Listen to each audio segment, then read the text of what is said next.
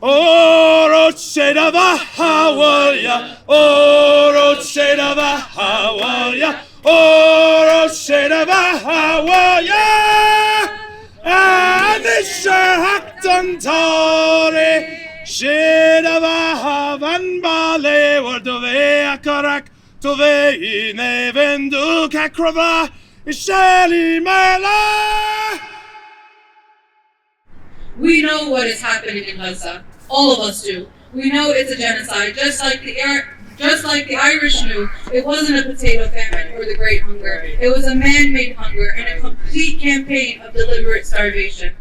British occupiers profited from exporting out of Ireland food crops that the Irish so desperately need, that belongs to the Irish, resulting in the deliberate deaths of 1 million Irish people from starvation and diseases. Then and now, these are deliberate mass killings, employing one of the most horrific means of execution imaginable. A few days ago, I was told by an Irish comrade that the Irish people died starving with their mouths stained green because for many, their last meal was grass. I immediately thought about Gaza, how a supposedly Irish president sends our tax dollars to our genociders, and how weapons dealers benefit from increasing military shipments to Israel, all while Palestinians in the month of Ramadan have resorted to eating mixtures of grass and animal feed with a splash of lemon. History does repeat itself. These are glaring similarities across all our struggles, not because they sometimes mirror each other, but because it's literally the same groups of people in power who inflict this suffering onto us for profit and capital. Might I remind you that Palestine, just like Ireland, was once occupied by the British. It is up to us to recognize the importance of a joint front in our resistance, of getting ourselves organized for mass action. We must not shy away from being loud and noisy. We are all under the wrong impression that we must demand our liberation. Our liberation is not something we demand from our colonizers. It's something you take forcefully and by any means necessary. As Irish political prisoner and hunger striker Bobby Sands said, our revenge will be the laughter of our children. And soon liberation will come. From Ireland to Palestine, our day will come. Today, the situation is more dire in Gaza. Nowhere on this earth has starvation sped up at such a rate through any modern population. The most vulnerable now are beginning to die. Children with illnesses and conditions needing special diets, the elderly. No amount of airdrops are going to resolve this problem. It's a fucking insult. Just like the soup fed to starving Irish Catholics, only if they shunned their Catholicism. Opening Gaza's borders now is the only solution to stop this mass starvation, and the United States has the power to stop this. Don't be fooled into thinking they can't impose financial sanctions immediately that would cripple Israel's ability to continue this genocide. Even Reagan did better than Biden, and he was Thatcher's best buddy, so you know my fucking thoughts there. Killing, starving civilians seeking sustenance is a pure evil I have no words to describe. A tactic of forced starvation in different temporal spaces with the same aim, the ethnic cleansing of an entire people, alongside destruction, theft of land, intentional damage to farming lands. As Irish people, we are all too aware of the strategies of settlers and colonizers, oppression, dispossession, dehumanization, and the demonization of resistance. Some of us only stand here today because of such resistance. The huge American diaspora stands on the shoulders of each of those souls that survived this hunger and those that evacuated to ensure life. Every single person here is responsible, no matter how small or how large. You all have a part to play. Saoirse done Palestine. In the span of just a decade, Ireland saw nearly a quarter of its population either die from starvation, disease, or flee abroad on coffin ships in search of the proverbial land of milk and honey. Our ancestors, though, were not victims of the fickle whims of Mother Nature.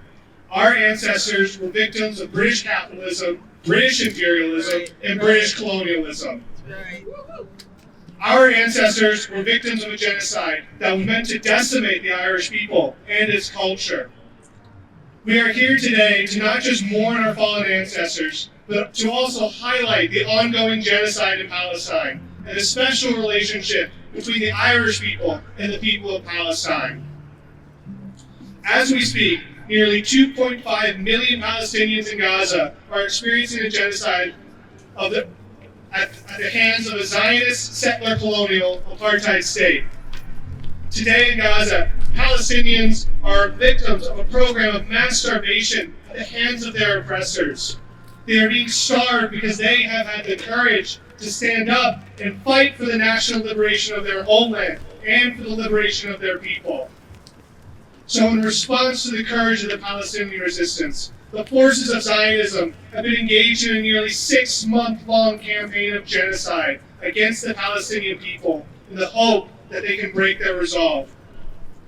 To quote the great Irish hunger striker, Terence McSweeney, "It is not those who can inflict the most, but those who can endure the most who will triumph in the end." I have no doubt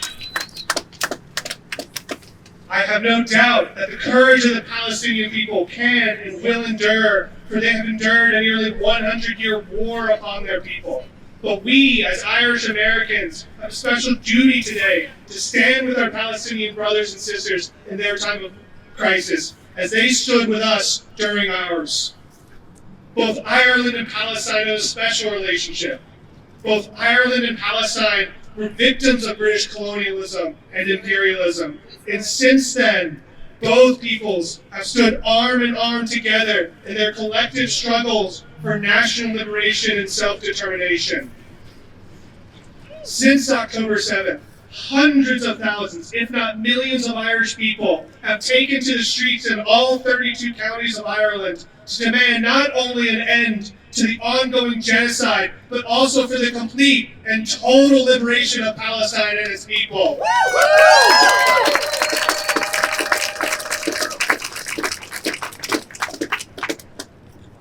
Rather than follow the lead of so-called Irish American politicians, true Irish Americans should follow the lead of our brethren back in Ireland and demand an end to the genocide and an end to the occupation of Palestine.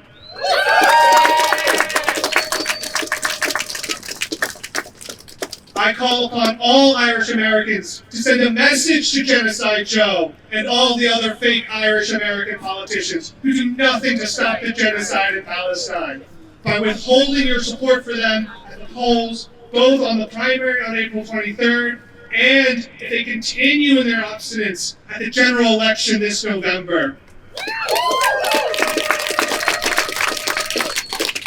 If they will do nothing while Palestinian people are being starved, then they don't deserve to call themselves Irish, let alone receive your votes on election day. I'd like to share with you today my stepmother's story of survival. In 1967, when he was 6 years old, Daesh came and took away their home, forcing his family to flee from West Bank to Jordan on foot.